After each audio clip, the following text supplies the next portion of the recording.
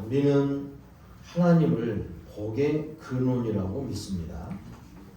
그러니까 하나님이 우리에게 복 주시는 분으로 알고 있죠.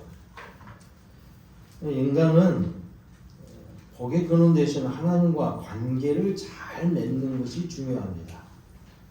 그런데 이제 우리가 지금 보는 창세기 50장 가운데서 12장부터 50장까지 내용에는 네 인물에 대하여서 이제 설명이 되거든요.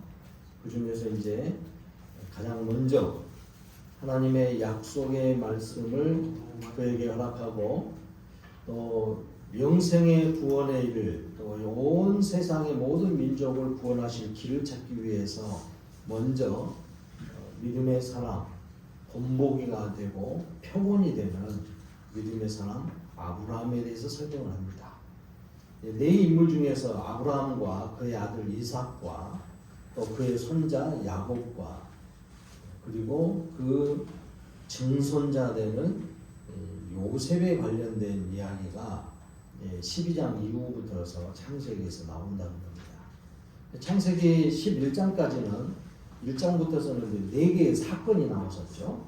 창조의 일과 또 그 가운데서 하나님의 형상으로 만들어진 사람이 타락하는 일, 죄를 범하여서 하나님의 그 징계를 받아서 사망에 이르게 되어진 타락의 일과 그 이후에 그 죄악에 관영하여서 온 땅에 죄가 가득하게 채워져서 하나님이 한탄할 정도로 그래서 물로 심판하는 대홍수의 사건입니다. 그 이후에도 인간의 죄성의 모습은 변함이 없습니다. 변함이 없는 가운데에 그 죄가 계속 또 자라나고 또 확장되어지면서 하나님의 약속이 점점점 희미해져 가는가 싶더니 그래도 주님께서 인류를 구원하기 위해서 이제 세미하고 희미하지만 한 사람을 세웠던 이 아브라함의 족보까지 연결되어지는 놀라운 은혜를 주셔서 이 죄가 관영하는 중에서도 또다시 그 죄가 가득하는 가운데에 많은 사람들이 하나님의 뜻을 저버리고 모여 살자, 자신들의 이름을 내자, 하나님의 영광을 빛내는 것이 아니고 자기들의 이름을 유명케 하는 일에 더 집중했다는 거죠. 그래서 그들을 흩어버리고 또 온 땅 위에 흩어져서 살 수 있도록 길을 여시는 일, 이제 언어가 혼잡케 하는 일, 이 바벨탑 사건이라고도 하죠. 이런 일이 있었습니다. 이렇게 이제 창세기가 구성되어지면서 세상이 어떻게 돌아가느냐 최초의 그 일들 그리고 그 가운데서 가장 중요한 거 하나님이 계신다. 아멘요? 우리가 믿는 그 하나님이 참 하나님이에요. 하나님이 계세요. 근데 이 우리가 믿는 이 하나님은 사람들이 만들고 뭐 역사의 흐름 속에서 사람들이 필요하니까 만든 그런 신이 아니에요. 사람들이 살다 보니까 어쩌다가 그냥 뭐 그 하나님이란 분이 만들어져 가지고 이제 고등 종교화 되어지는 이런 신앙이 아니다 이 말이에요. 그 하나님을 이제 성경을 통해서 우리에게 가르쳐 주며 하나님을 잊어버린 이 사람들에게 그 하나님을 가르쳐 주는 이 성경을 통해서 우리는 분명히 알 수 있습니다. 창세기를 통해서 이 사실에 대해서 알게 되는 거죠. 이게 가장 중요한 문제예요. 그러니까 예수 그리스도를 믿음으로 구원을 얻는다 해가지고 세례받고 그럼에도 불구하고 하나님의 존재의 의식들이 하나님이 계신다는 살아계신 하나님의 능력을 제대로 못 믿기 때문에 성도들의 신앙이 흐트러지는 거예요. 여기 있는 우리들도 마찬가지입니다. 하나님이 살아계시고 그의 전능하심을 신앙 고백은 맨날 하고 날마다 끊임없이 하는데 전능하사 천지를 만드신 하나님 아버지를 내가 믿사오며 하는데도 하나님의 전능하심을 안 믿어요. 안 믿는다니까. 못 믿는 게 아니라 안 믿어. 여러분의 생활도 살펴보면 그걸 알 수 있어요. 하나님을 정말 제대로 믿느냐 이 말이에요. 제대로 믿느냐 이 말이에요. 이걸 우리가 이제 굉장히 중요한 부분으로 찾아야 되는 겁니다. 그래서 구원의 그 길을 여는 데에 복의 근원이 되게끔 하는, 복이 되게끔 하시는 하나님의 놀라운 은혜를 입은 아브라함의 일을 통해서도 그 일을 많이 볼 수 있다는 겁니다. 지금 벌써 이제 아브라함에 대한 이야기가 지난 주일로부터 시작해가지고 수요일과 함께 오후 예배와 함께 지금 벌써 이제 네 번째 시간이에요. 이제 아브라함이 복의 근원이 되었다는 것을 우리가 이해를 할 때에 우리도 복이 될 수 있겠구나 이런 믿음이 생기지 않겠어요? 여러분 안에 그런 믿음이 있기를 바랍니다. 그러면 자 은혜하고 복이라는 걸 또 구분을 할 줄 알아야 돼요. 은혜는 하나님이 그럼에도 불구하고 우리에게 주시는 하나님의 선물이야. 그냥 주시는 선물이란 말이에요. 그럼에도 불구하고 주시는 선물이에요. 말 되게 안 듣고 되게 그냥 장난꾸러기고 개구쟁이 같고 그냥 말괄량이 같고 말도 안 듣고 맨날 뺀질뺀질 해도 그럼에도 불구하고 하나님은 주시는 은혜란 말이에요. 그게 이제 구원의 일이고 또 구원받은 백성들을 향하여서 하나님께서 늘 보호해 주시고 지켜주시는 은혜죠. 또 신비하고 기적적인 일들이 벌어진 것도 하나님의 은혜라고 보는 거예요. 우리의 삶 자체가 은혜로 사는 거죠. 그런데 육신의 삶을 누리고 있는 이 땅 위에서 우리가 은혜를 통하여서 얻게 되어진 것이 복이다 이 말이에요. 복. 그러면 은혜를 통해서 얻어진 것이 뭐냐? 하나님에 대해서 잊어버렸던 거, 구원의 길도 알지 못했던 거, 깨닫지도 못했던 거, 또 하나님의 백성을 어떻게 살아야 되는가 하는 하나님의 말씀의 법, 율법, 규칙, 규례 이런 것들을 몰랐었는데 그걸 알게 해준 것이 은혜다. 그걸 알게 해준 것을 깨닫고 그 은혜를 알고 아 그렇게 사는 것이 복이군요. 그래서 복을 받는다 이 말이에요. 그냥 복은 은혜로 주는 것이 아니라 은혜의 선물을 통해서 우리의 삶에서 누리는 것이 복이에요. 그러니까 이 복을 얻고 복된 삶을 누릴 수 있는 방법은 은혜를 깨닫고 그 은혜로 주신 말씀과 율법과 복음의 그 놀라운 능력들을 확고하게 믿음으로 나가고 순종하며 나갈 때에 복 있는 삶이 이루어진다 이 말이에요. 아멘. 신명기 28장에 보면 복된 삶을 이루기 위해서는 어떻게 해야 되는가 가르쳐 주잖아요. 그렇게 많이 가르쳐 주고 있어요. 그렇지 않으면 저주받는다고. 시편 1편 말씀에서도 복 있는 삶을 누리기 위해서는 어떻게 해야 된다고 말합니까? 죄된 일에서 다 떠나고 죄를 멀리하고 죄 가운데 떠나 나와서 하나님이 우리에게 복된 삶을 누릴 수 있도록 가르쳐준 은혜로 주신 말씀의 은혜 속에서 살 때에 복 있는 삶이 이루어진다고 합니다. 아멘. 여러분 안에 그런 복이 임하기를 바랍니다. 아멘. 그러기 위해서는요 세 가지가 중요한 부분이 있어요. 아브라함이 그런 걸 실천해 왔던 사람이에요. 실제적으로 했어요. 아브라함이 오늘 우리가 읽은 15장 창세기 15장의 말씀에서 이렇게 나오죠. 6절 말씀에 그러죠. 자, 아브라함에게 향하신 하나님의 약속의 말씀 5절에서 이제 다시 반복됐는데 12장 1, 2, 3절에서 말씀하는 거. 너 내가 약속하고 내가 지시한 땅으로 가라. 어떻게 가라는 거예요?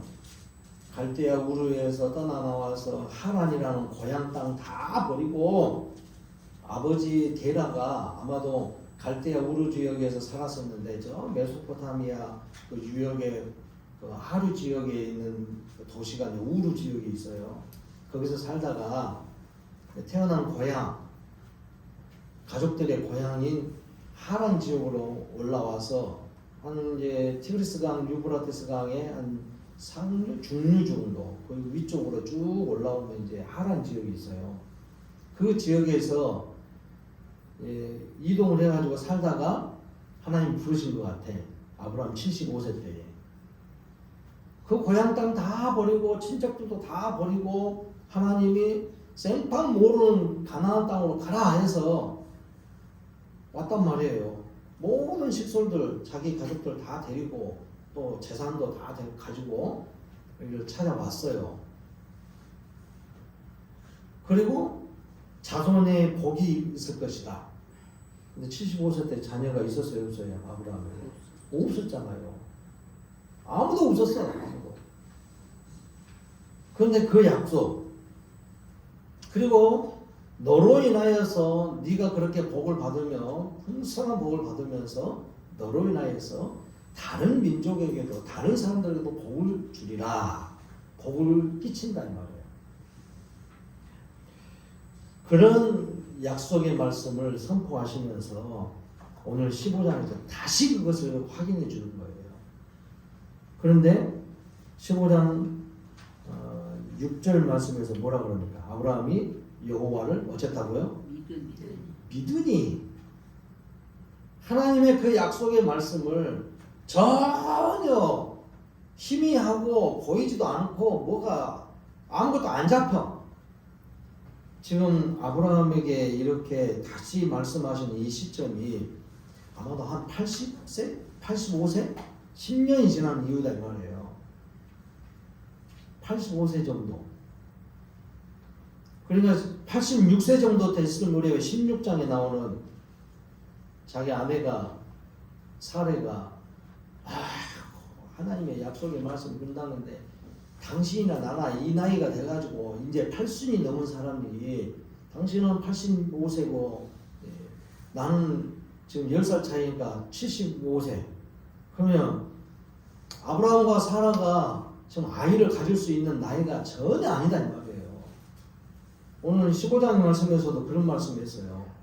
하나님께서 자 14장에서는 무슨 이야기가 나옵니까?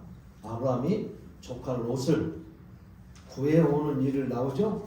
그리고 11조 드리고 뭐 이런 사건이 나오잖아요. 그러고 나서 지금 15장에서 하나님이 아브라함에게 다시 말씀하신 거예요. 두려워하지 말라 이렇게 말씀하셨으니까 무슨 이유일까 하는 것을 생각해 보니까 아마도 자기는 지금 하나님이 지시해서 왔는데 자녀도 없는데 계속 하나님은 자녀를 가질 것이라고 하고 하늘의 별 바다의 모래알과 같이 이렇게 많은 자녀를 얻겠고 후손을 얻겠다고 이야기하는데 너무 안 보이잖아요. 아무것도 안 보여요. 지금 걱정이 태산이요. 도대체 내가 어떻게 해야지 아이를 가질 수 있냐고 후손을 가질 수 있냐 이 말이에요. 근데 그래도 믿고 있었던 조카 롯은 자기를 떠나가지고 혼자 산다고 하면서 독립해가지고 저 소돔 고모라에 살다가 거기서 또 엘람 지역에 있는 5동맹국을 통해서 또 포로로 잡혀가가지고 모든 걸 다 빼앗겨버린 상황이거든요. 죽지 않은 것이 다행이죠. 이런 상황에 놓이게 된 거죠. 그러니까 아브라함이 지금 얼마나 걱정이 많이 있지 않을까. 그러니까 하나님께서 15장 1절 말씀에서 그러잖아요.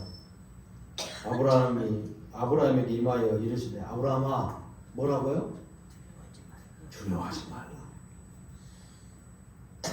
나는 하나님은 내 방패요 너의 지극히 큰 상급이다. 하나님의 복의 근원이다 이 말이에요. 그러니까 하나님을 어쩌라는 거겠죠?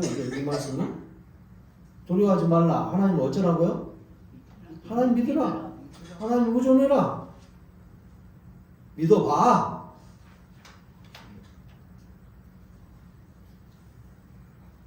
그렇게 말씀하니까 아브라함이 뭐라 그래요? 2절 말씀입니다. 15장 2절에서 아브라함이 이르되 주 여호와여 무엇을 내게 주시려 하나이까. 지금 손에 잡힌 것이 아무것도 없어. 그 중에서도 가장 큰 거 자식도 없사온데 자녀도 없어 지금. 이것도 없고 저것도 없고 자녀도 없대 지금. 자식이 없사오니 나의 상속자는 이 다메섹 사람이 내 종 엘리에셀이나 하면 되겠습니다. 이 사람도 대단한 사람이긴 하죠. 이 사람에게 그냥 상속하면 되지 않겠습니까? 상속자가 되리이다. 그렇게 해서 후손을 많이 퍼뜨릴까요? 근데 엘리에셀도 나이가 꽤 들었을 것 같은데 총각이었을까? 아브라함이 그러니까 주께서 내게 씨를 주지 아니하셨으니 내 집에서 길린 자가 내 상속자가 될 것이니이다. 지금 85세가 된 사람이 가나안 땅에 온 지 벌써 10년이 됐는데도 아무 어떤 모습이 없어. 오자마자 자녀를 가졌으면 얼마나 좋았을까. 근데 자녀가 없어요. 그러니까 지금 아브라함에게도 자기 아내에게 씨를 줄 만한 그런 여력도 없다는 소리예요. 사람이 남자들이 그런다면서요. 1초에 1000개라고 해야 돼. 1000마리라고 해야 돼. 정자가 생긴다는 거예요. 1초에 1000개가 생긴대요. 그런데 이러한 아마 갱년기 같아. 아브라함도 이미 갱년기가 지나본 것 같아요. 그러니까 전혀 아무리 부부 관계를 가져도 아브라함에게도 씨가 없다 이 말이에요. 그러니까 아이를 가질 만한 어떤 희망이 있어요, 없어요? 없어요. 전혀 없다 이 말이에요. 근데 하나님은 아이를 준대. 후손이 많아질 거래요. 허허. 누가 이런 소리 잘하더만. 허허 참. 나중에 진짜 이 소리 하죠. 야, 이런 상황에서 아브라함이 무슨 소망을 가질까? 그런데 하나님은 그에게 말씀합니다. 네 몸에서 날 자가 내 상속자가 되리라. 그리고 그를 이끌고 밖으로 나가서 하늘을 봐라. 밤이었을까요? 이 시간이? 하늘을 봐라.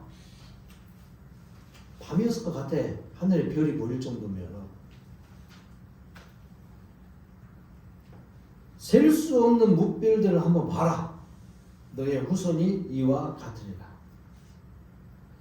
아브라함이 그래서 여호와를 어쨌다고요? 하나님 지금 저하고 장난칩니까? 이렇게 안 하고 어쨌다고요? 믿었다고. 아멘이요?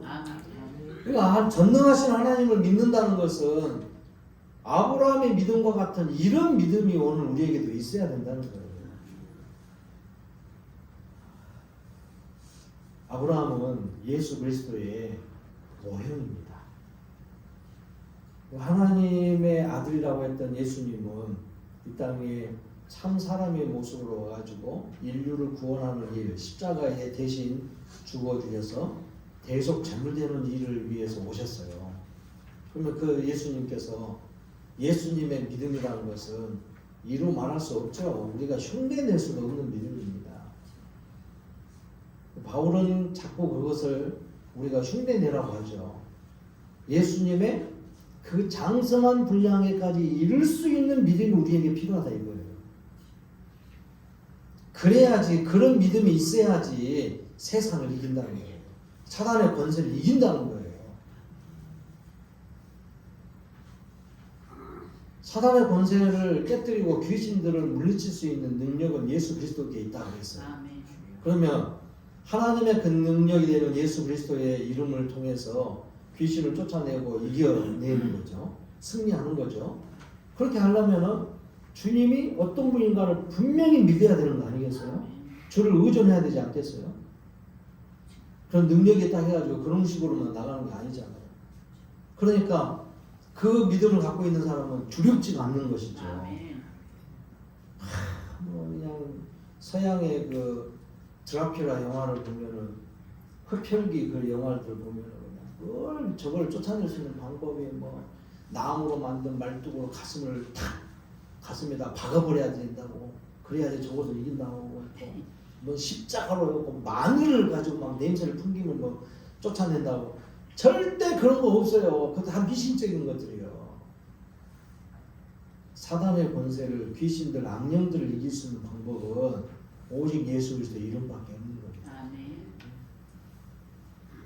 그런데 어떤 동네에서 그런다고 하면서 예수 이름으로 쫓아낸다고 막 기도하고 찬송하면서 귀신 들린 사람에게 막 귀신을 쫓아내려고 하는데 도대체가 안 나가는 거예요. 그러면서 귀신이 뭐라고 하는지 아세요?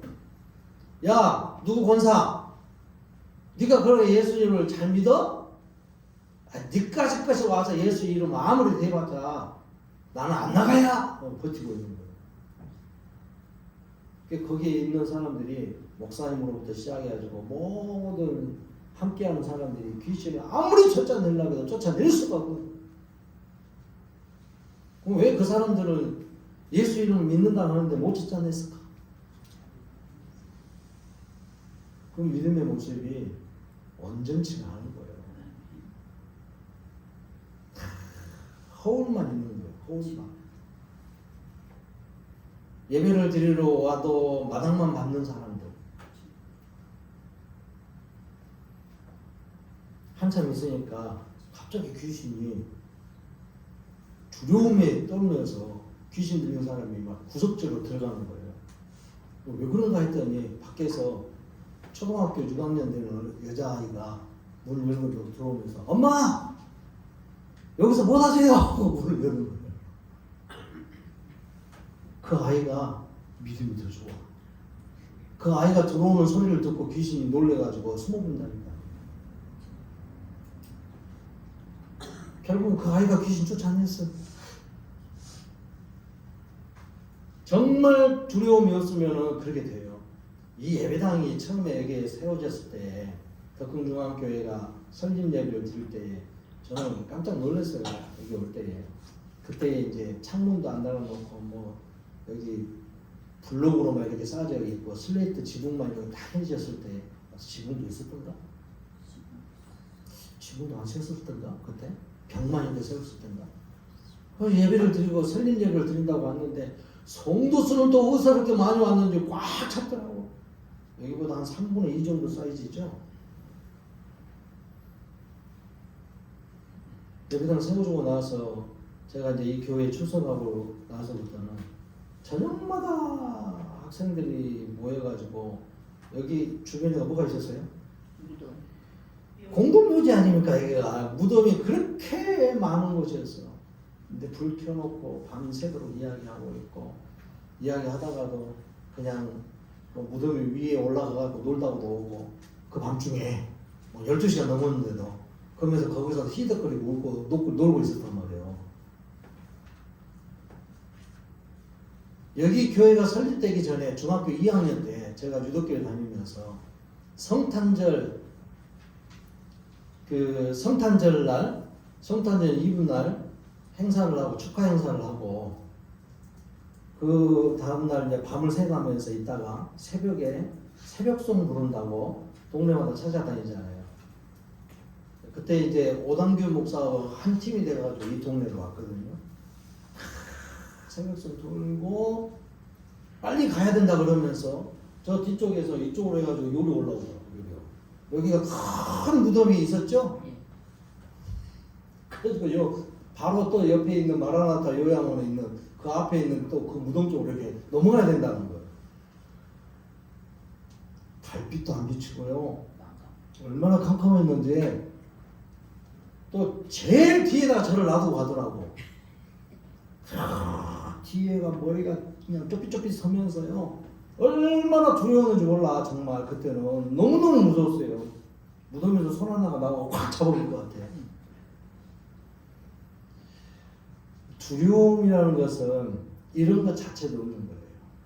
근데 예배당 세우고 나서 이제 믿음이 어느 정도 성숙됐다고 할 때 무렵에는요, 무덤 위에 가서 놀았다니까. 밤중에. 두려움이 없어지는 거예요. 아이고, 비 오는 날 치적치적 해가지고 비가 으슬으슬 내릴 것 같을 때 저 옆으로 지나가면 그 옆에가 뭐가 있었어요? 요 밑에가? 상여집이 있었어. 상여집이.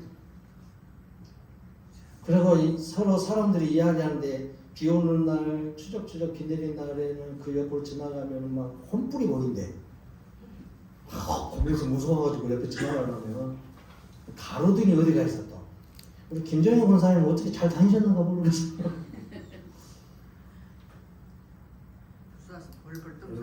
그러니까요. 거기 계신 것도 무사도 뭘 들고 다녀. 주무실 땐 잠 주무셨는가 몰라. 무덤에서 누군가 나와가지고 문을 두드릴란가 어쩔란가. 그런데 이런 게 두려움이 없다 이 말이에요. 제가 어릴 때에도 불면증 때문에 시달리면서 그 방문에 이렇게 달빛에 의해가지고 방문에 붙여지면서 처마에 여기 지푸라기 하나가 한 것도 다 비친단 말이에요. 방 그 대나무 창살로 해가지고 붙여 그림자가. 그럼 그거 다 보면서 눈을 뜨고 자. 눈을 뜨고 그 잠을 자는 거예요. 그게 무서워가지고 누군가가 확 들어올 것 같고 막 문 열고 들어올 것 같고 무서워서 벌벌 떨면서 어릴 때 그렇게 지냈어요. 잠을 못 자다. 그래서 좀 잠을 자고 싶을 때는 이불 뒤집어 쓰고 자는 거예요. 이런 두려움이 있던 사람이 주님을 만나면 그 두려움이 사라진 거예요. 지금 아브라함에게 나타나는 이 두려움이란 게 그런 두려움인 거예요. 도대체 생판 모르는 땅에 와가지고 10년을 보냈음에도 불구하고 하나님은 약속한 말씀이 뭔가 기미도 안 보여요. 지금 그것도 후손에 대한 거. 아이고 이걸 또 어떻게 해야 될까. 내 후손도 없는데 아이고 하나님은 상속자가 있다고 하는데 도대체 내 상속자는 언제 나오냐. 아브라함이 근데 처음부터 믿음이 좋았습니까? 별로 믿음이 그렇게 좋은 믿음은 아니요. 오자마자 가뭄 일어났다 해가지고 애국으로 내려가 버리고 애국에서 있을 때 또 자기 아내를 향하여서 당신은 내 여동생이라 그래. 자기 죽을 거 봐. 두려워가지고 이런 두려움 속에서 하는 거죠. 안 믿어지는 거예요. 안 믿어져. 하나님은 그런데 아브라함에게 믿음을 강화시키는 가운데 그런 순간순간 속에서도 끊임없이 하나님은 붙들면서 이끌어주면서 하나님의 그 약속의 말씀을 변함없이 계속 개진해 주는 거예요. 아멘. 계속 설명을 해준다는 말이에요. 믿으라, 믿으라. 야단치지도 않았어요. 너 왜 그렇게밖에 못하냐? 아니 애국 가지 말라니까 왜 가? 가나안 땅에 머무르라 하니까 내가 너 도와준다고 했잖아. 왜 가? 왜 가? 그것도 네 아내를 통해서 자녀를 후손을 낳는다고 했는데 네 아내를 다른 남자한테 줘버리면 어떻게 해? 야단도 안 쳤어. 그런 이야기도 안 하셨어. 하나님은 아브라함을 그 정도로 신뢰를 했다는 것이죠. 그 아브라함의 어떤 모습을 봤을까요? 성실함이에요. 여기서 6절에서 여호와를 믿으니 여호와께서 이를 그의 뭐로 알았다고요? 의로 알았다. 의라는 것은 뭐 죄가 없고 깨끗하고 거룩하다는 말이 아니라 여기에서 하나님은 그를 의로 알았다는 말은 그 사람이 그만큼 순진했다는 말이에요. 하나님 앞에 성실하고 착하다는 말이에요. 제가 그런 적이 있어요. 제가 목회자 후보생 고시를 볼 때에 제가 뭐 성경을 제대로 모르죠. 아무리 그래도 몰라. 그리고 성경의 전체적인 맥락도 잘 몰라요. 근데 문제가 이런 문제가 나왔어. 성경 전체에 한 주제가 있는데 그 주제가 뭐냐? 예수 그리스도거든. 뭐지? 복음? 뭐라고 해야 되지? 그냥 대충 써놓고 나왔어. 그러니까 점수가 안 나온 거예요. 목회자 후보생 고시가 신학교 들어가기 전에 보는 그 시험이 하나 있거든요. 노예에서 시추하는 건데 그걸 보는데 점수가 안 나왔어. 그래가지고 그 감독하시는 목사님들의 이야기를 막 옆에서 살짝 들리는데 점수가 안 나오는데 어떻게 해? 그래도 착해 보이잖아. 그러더라고. 저를 보고 착해 보이잖아. 착해 보여. 착해 보여. 그래. 제시도 안 보고 착해 보이잖아. 그래서 합격됐어. 이걸 하나님이 은혜하게 해야 될런지 깜깜한 어렸어요. 그래가지고 신학교 들어가가지고요. 제가 그 소리가 지금까지도 남아있어. 얼마나 마음에 그 비수 같은 형식으로 찔렸는지 가슴 아프기도 하고 하나님 앞에 죄송하기도 하고 부끄럽기도 하고 와 이런 이야기 하는 것도 참 희한하네. 얼마나 부끄러웠는지 몰라요. 그때 합격할 수도 없었는데 합격을 시켜줍니다. 착해 보이잖아. 여러분 하나님 앞에서는 그렇게 순진해야 된다 이 말이에요. 아멘. 순종이라는 거 말씀대로 살아간다는 거 이런 거예요. 복 받을 짓을 해야지 복을 받는다. 아브라함은 그래서 복 받는 일에 대해서 이 세 가지 내용들을 잘했습니다. 뭐냐? 첫째는 하나님과의 관계, 두 번째는 사람들과의 관계, 세 번째는 물질과의 관계. 아멘. 그럼 아브라함이 하나님과의 관계에서는 어쩌던가요? 지난주에도 그런 이야기를 했습니다만 아브라함이 하나님과 관계를 맺고 나서 하나님의 말씀 앞에서 순종을 했어. 순종. 그러면서 가는 곳마다 옮기는 곳마다 뭘 했다고요? 제단을 쌓고 예배를 드리는 거예요. 아멘. 여러분 이게 중요한 거예요. 주님의 이름으로 여러분에게 늘 부탁했던데 몇 년 동안 이야기했는가 몰라. 가정 예배 좀 들으시라고. 들어요? 아멘. 한 번만 대답하시네.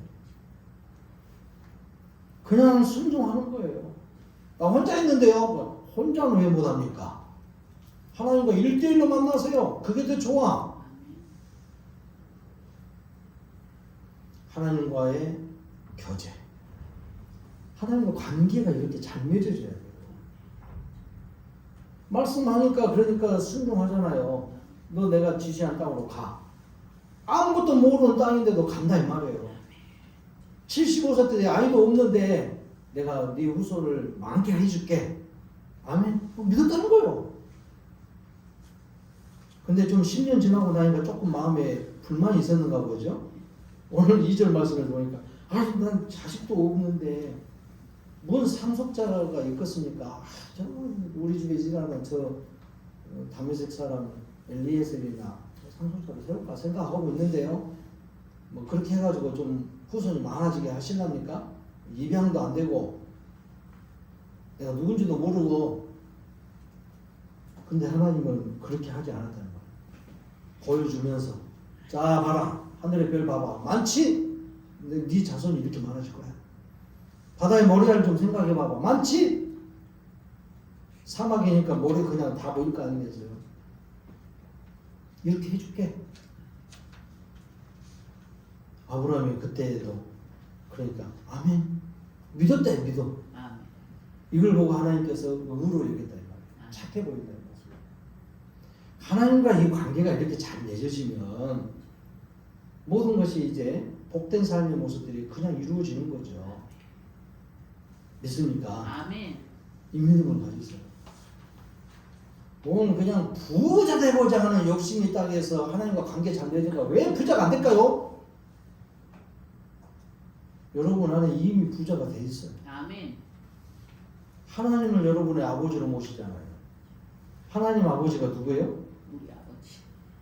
여러분 우리 아버지요? 우리 아버지래. 우리 아버지, 내 아버지. 나의 아버지. 네. 우리 아버지. 왜요? 그 하나님이 세상을 창조하시고 세상을 주관하시고 아멘. 출애굽기 19장에 보니까 세계가 다 내 것이다. 아멘. 하나님 그러시잖아요. 아멘. 정말로요? 아멘. 정말로 아멘이에요? 아멘. 그냥 웃지만 말고 확실하게 여러분의 심령에 믿으세요. 그러면 여러분은 믿음 안에 아멘 하는 가운데 여러분 삶 속에서 이제 뭐가 나타나는지 아세요? 사단이 귀신들이 와가지고 야 진짜 믿어야 에이 여러분의 마음을 또 흐트러질 거예요. 어떤 마음을 흐트러지는지 아세요? 돈도 없는데 힘들어 죽겠는데 지금 쪄들려가지고 힘들고 쩔쩔매고 있는데 자녀들이 와가지고 엄마! 그것도 아침에 학교 가려고 할 때 엄마! 나 뭐 사야 되는데 돈 좀 줘! 한번 그러실 거야. 몰라. 지금은 초등학생들은 전부 학교에서 다 대줘버리니까 필요한 거 다 대줘버리더만. 그런 말은 없을 거예요. 우리 어렸을 때는요 정말 그랬어. 근데 희한하게 나는 우리 전봉림 원사님한테 그런 이야기를 들었네요. 이상하게 내 자녀들 중에서 꼭 둘째가 아침에 뭐 이야기하고 돈 달라고 그러면은 꼭 돈이 있더라. 그 이상하죠. 아멘. 나도 잘 몰라요. 왜 그랬는지. 그렇게 봐야 되겠습니다만은 저도 잘 모르겠습니다. 그래서 우리 하나님이 전능하신 하나님이라는 확실한 믿음과 그분이 우리의 삶을 그렇게 돌보신다는 그런 믿음이 있어야 돼요. 그래서 하나님께 향하여서 어떻게 해야 돼요? 늘 예배하고 기도하고 찬송하고 이런 삶이 끊이지 말아야 된다. 아멘. 그게 내 삶이 하나님과의 그 관계를 잇는 그 끈들을 놓치지 말아야 된다. 아멘. 그거 놓치면 안 돼요. 아브라함이 그러니까 하나님의 그 약속의 말씀을 끝까지 붙드는 거예요. 그러면서 하나님을 찬양하고 예배하고 가는 곳마다 옮기는 곳마다 제단을 쌓으면서 주님과의 그 관계를 놓치지 않고 있는 거예요. 주님과의 그 관계의 일이 끊어지면 다 끝나는 거예요. 뭐 하루 빠지면 어떻습니까? 그 하루 빠진 것이 치명적이 될 수도 있는 거예요. 명절이니까 뭐 이렇게 해가지고 자녀가 오니까 뭐 어디가 아프고 뭐 일이 많고 막 그날에서 주일 성수 안 하는 거 이것이 하나님과 관계를 자꾸 끊게 만드는 거예요. 이게 이제 사단이 귀신들의 장난치는 일이에요. 이게 우리의 삶을 동원해가지고 하나님을 가까이 모실 수 있고 하나님과 함께 할 수 있는 자리를 자꾸 멀게 한다니까요. 자, 빛 가운데 있을 때 어둠이 있는 중에 빛이 딱 비춰주면서 어둠이 사라지잖아요. 아멘. 그런데 이 불을 요즘은 그런 전등도 있죠. 그 조명을 밝기를 조절할 수 있는 것도 있잖아요. 조절을 할 수 있어. 조절을 딱 하면서 점점 흐리게 해보세요. 밝기를 조금씩 줄여보세요. 그러면 어쩌던가요? 어둠이 점점 침투에 들어오는 거예요. 그러니까 하나님과 관계가 자꾸 희미해지면 어둠의 세력들이 죽음의 세력들이 자꾸 내 안으로 들어오는 거예요. 그럼 이걸 놓치지 말아야 돼요. 우리가 이 땅에 사는 날 동안에는 그 관계 잘 맺어야 돼요. 아멘. 그리고 두 번째가 사람과의 관계라고 했죠. 사람과의 관계. 사람과의 관계도 하나님과의 관계가 잘 되어 있는 사람들은 잘 됩니다.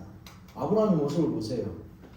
자, 조카 못하고 같이 살 때에 재산이 서로 이제 증식되니까 자기 일하는 일꾼들이 서로 그냥 싸우는 거예요. 네 거 내 거 나고 우리 주인님 거다고 우리 주인님 거다고 서로 싸우다가 보니까 안 되겠어. 그래서 아브라함이 야, 너 여기서 살아. 내가 갈게. 그러지 않고 뭐라 그러던가. 롯한테 야, 네가 로또 맞았지? 야, 로또. 네가 먼저 선택해. 그러니까 롯이 딱 보더니만은 소돔과 고모라 지역이 에덴 동산 같다 이 말이야. 하나님의 동산 같대. 그래서 거기를 자기가 선택해가지고 저 삼촌 저 백분님 저리 갈게요. 그러니까 그래 가라. 내보내잖아.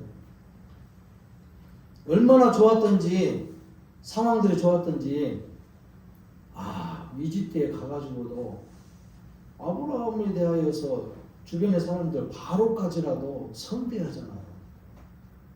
또 블레셋 지역으로 올라와가지고도 아브라함에 대하여서 선대하잖아요. 이 휴게에 나옵니다. 아브라함이 가는 곳곳마다 사람들과의 관계가 좋아. 배려하고 독려하고 이해하고 도와주고 관계가 이렇게 좋아요. 하갈에게도 함부로 하지 않았어요.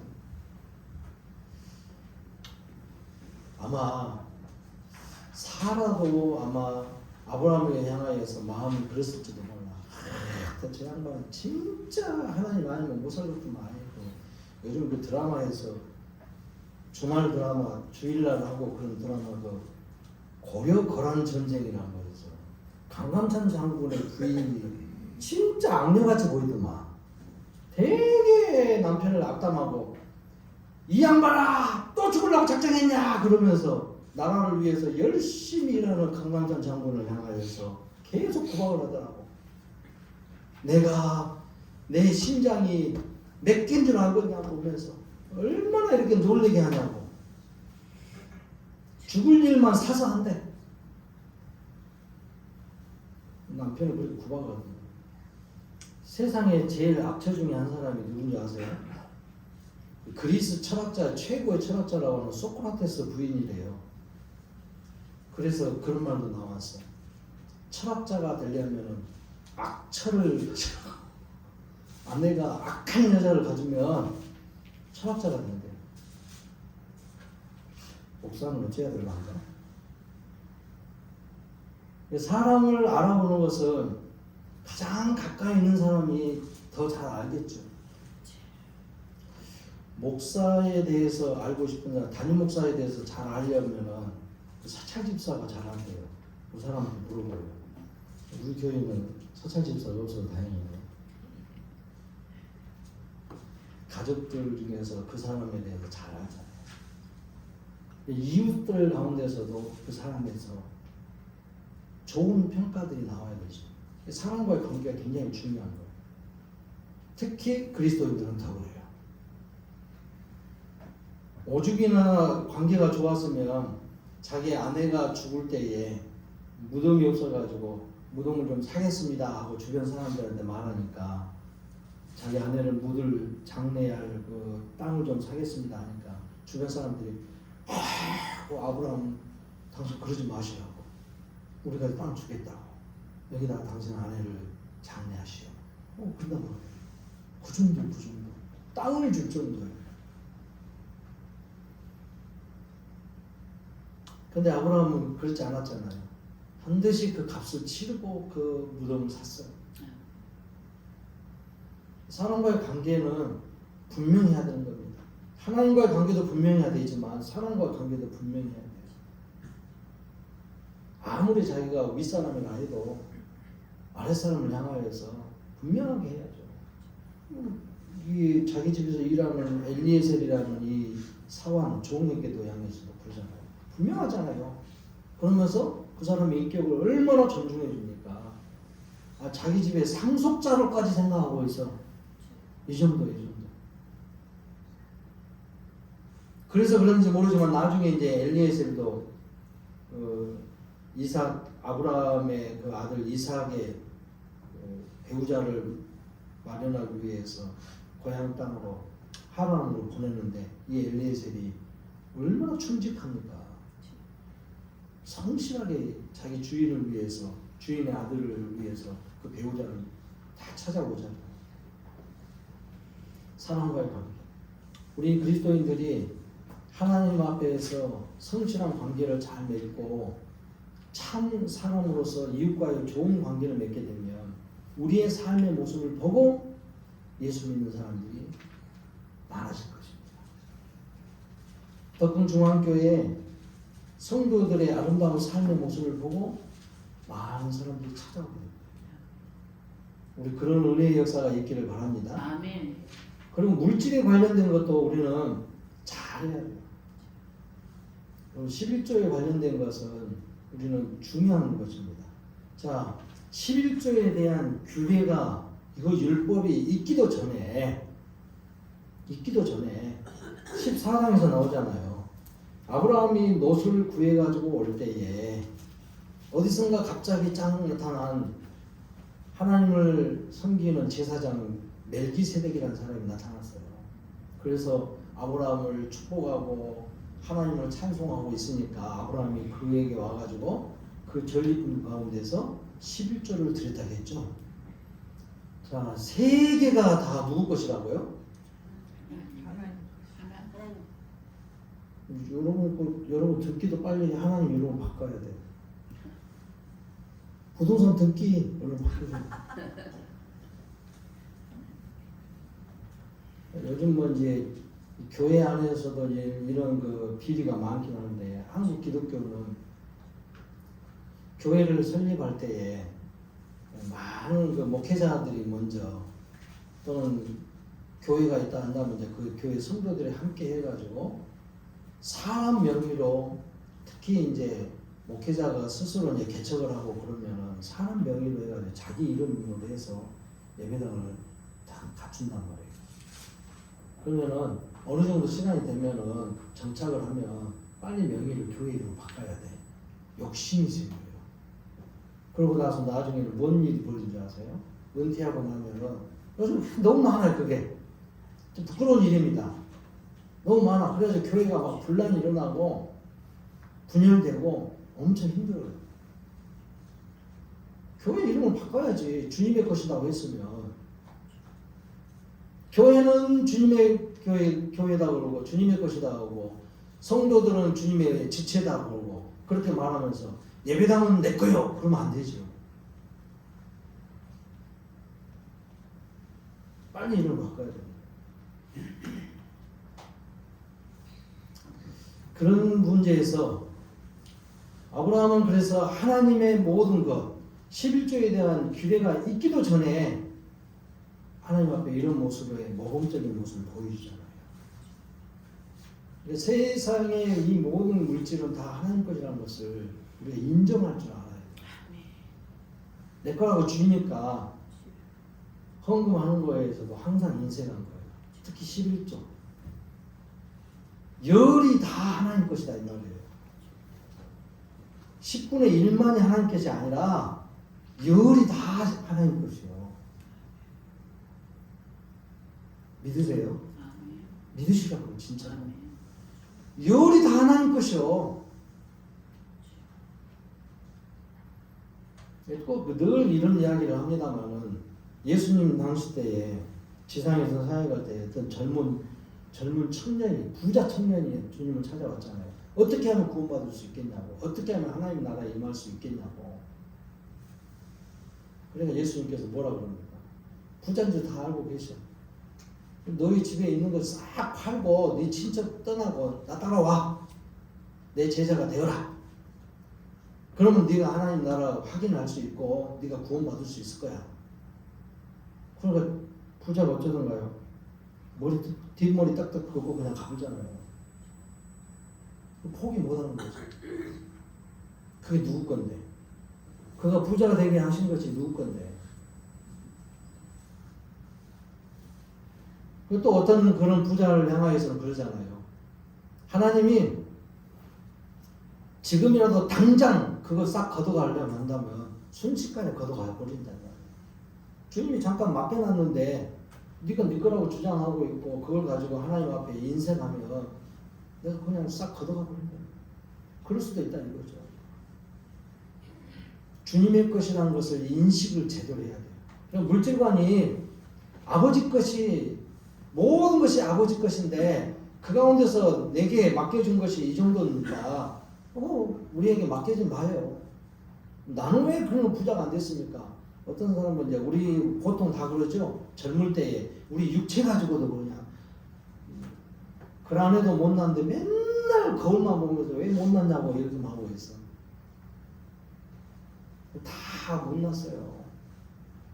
근데 하나님이 하나님의 형상을 가지고 만들어진 우리의 존재를 한다면은 부족하지만 그 은혜를 생각한다면 하나님의 형상을 가지고 만들어진 존재다 생각한다면 감사할 수밖에 없죠.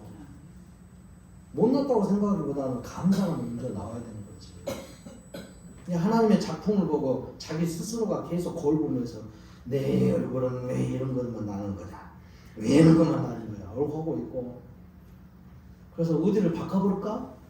자기도 모르게 막 펜 가지고 와서 얼굴을 그리고 있어 이렇게. 이쪽을 깎아볼까? 양악수술 할까 말까? 최초의 양악수술을 했다는 배우 그 신은경 씨가 고백을 하더라고요. 자기가 양악수술을 하려고 한 것이 아니라 돈도 없고 뭐 그렇게 잘 나간 상황도 아니었는데 돈도 없고 그러는데 자기 남동생이 집을 사가지고 혼인도 하고 그래가지고 집 사가지고 어디 가야 되겠는데 돈이 없더라고요. 그래서 어느 병원에서 예전부터 제의를 해왔는데 양악수술을 해드릴 테니까 우리 병원에 모델이 되어 주십시오. 뭐 모델비까지 두둑하게 드리겠습니다 해가지고 어쩔 수 없이 그것 때문에 했대. 근데 그걸 가지고 막 사람들이 이쁜 얼굴 버렸네 어쩌네 뭐 돈이 없어가지고 뭐 양압수술 해가지고 돈 보니까 그냥 별짓을 당하네 하고 욕을 뭐 욕대로 다 먹었다고 하더라고. 누구 광고한 것이 아닌데 하나님이 주신 것에 대한 우리는 감사함으로 잘 활용하는 것이 필요합니다. 이 육신도 그러고 물질도 그러고 물질에 관련된 이런 생각이 갖추어져 있어야지 하나님의 것이라는 것 그것을 우리가 대신 관리를 하고 있고 청지기적인 의식을 딱 제대로 갖고 있으면 우리는 하나님 앞에 헌금하는 거 이건 인생할 수가 없어요. 기쁨으로 즐거움으로 드는 것이요. 네, 그래도 이런 가운데 이 정도 쓰게끔 하셨고 감사합니다. 물질을 그렇게 주시는군요. 기쁨으로 하나님 앞에 기쁨으로 드리는 거예요. 자꾸 아깝게 여겨주고 내 것을 드린다고 해가지고 좀 뭔가 손해본 것 같고 내가 왜 이렇게 해야 되느냐 하고 생각하게 되면 인생할 수밖에 없어요. 계산하게 됩니다. 어쨌든 간에 11조 적게 내려고 애를 쓰는 거예요. 다 계산해요. 온전한 11조를 통해서 우리는 하나님께서 정해놓은 복이 있잖아요. 네가 온전한 11조를 해봐라. 또 하나님과의 관계가 잘 맺어지고 그 은혜를 누리는 삶을 제대로 살게 되면은 말라기서에서 그러잖아요. 온전한 11조를 드릴 수 있게 된다는 거예요. 그런데 뒤에 앞에 거는 딱 빼버리고 조건을 빼버리고 온전한 11조를 드리는 거에 대해서 자꾸 이야기하다 보니까 쓸데없는 소리들을 많이 하는 거죠. 꼭 그래야 되냐고 신약의 시대 때에 뭐 11조를 꼭 드려야 되냐고 이렇게 서로 의견이 충돌되고 자기 의견 개진한다고 하죠. 그거 아니에요. 우리가 신약 시대 때에 없어도 되는 것은 모형적인 것들 없어도 되는 건 모형적인 거라고 해요. 제사의 방법 중에서 희생의 제사를 드렸던 것이 모형이었어요. 예수님의 십자가의 구속의 은혜에 대한 모형이다 이 말이에요. 그러니까 예수님께서 자기 몸을 들여서 희생제사 일을 이미 끝내버렸어요. 이제. 그러니까 구약시대 때의 희생제물을 드렸던 용 소잡고 양 잡고 했던 것을 안 해도 된다는 거예요. 우리도 헌금하는 것도 바꿔줬잖아요. 기독교가 우리 한국에 처음에 들어올 때는 헌물이었어요. 헌금이 아니라 헌물. 쌀 갖다 바치고 11조로 해서 쌀도 드리고 하나님 앞에 뭐 닭도 갖다 주고 돼지도 갖다 주고 막 그러면서 하나님 앞에 그렇게 헌물을 드렸단 말이에요. 그런 건 이제 대체됐잖아요. 구약 성경에 나와 있는 모형적이고 또 의식적인 것들은 없어도 될 일들은 없어지는 거예요. 그런데 없어는 안 되는 것들은 계속 유지를 해야죠. 그게 뭐예요? 하나님 앞에 11조를 드린다면 또는 하나님 앞에 양심의 법 아래서 주님의 율법 아래서 순종하여 살아야 된다는 거. 우리의 삶 속에서 부모를 공경하고 이게 십계명에 나온 내용이기도 하지만 원래 우리 인간에게 주어진 율법이에요. 그게 이미 먼저 세상이 창조될 때에 아담과 하와에게 허락해 줬던 율법이라니까요. 부모 공경하고 사람 사랑하고 이해하고 덮어주고 그런 원래 도덕적인 그런 윤리적인 내용들은 기본으로 있었던 거예요. 해야 될 일이 아니죠. 그런 것들은 없어서는 안 되는 거예요. 주님 앞에 그렇게 물질의 문제도 바로 잡으십시오. 이런 관계가 잘 맺어지면 복받은 인생이 나옵니다. 오늘 아브라함에게 말씀하신 것처럼 두려워 말라. 하나님이 다 이루게 하신다는 거죠. 그래서 하나님을 신뢰하는 그 믿음만 있습니다. 주님과의 관계와 사랑과의 관계와 하나님과의 관계를 우선으로 하면서 그 관계 아래서 사랑과의 관계와 물질의 관계들을 잘 이해하고 주님이 기뻐하신 모습으로 그렇게 세월을 살아가면 우리 하나님 우리에게 풍성한 복을 허락하신다는 겁니다. 그 은혜 가운데 우리가 있어지기를 주의 이름으로 축복합니다. 아멘.